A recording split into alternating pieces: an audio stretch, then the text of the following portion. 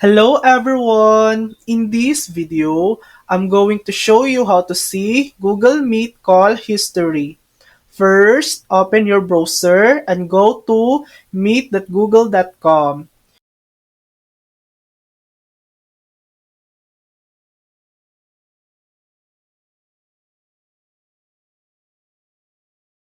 Make sure you're signed in to the correct Google account or Gmail address. Now look at the URL. It will say meet.google.com/landing. Delete landing from the URL and replace it with calling. Once the page loads, click on the settings in the top corner.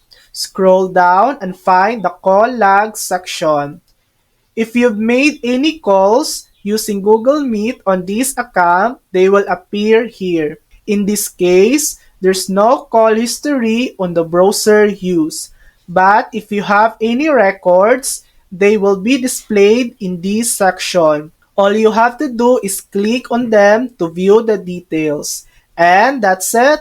That's how to see Google Meet call history. Thanks for watching.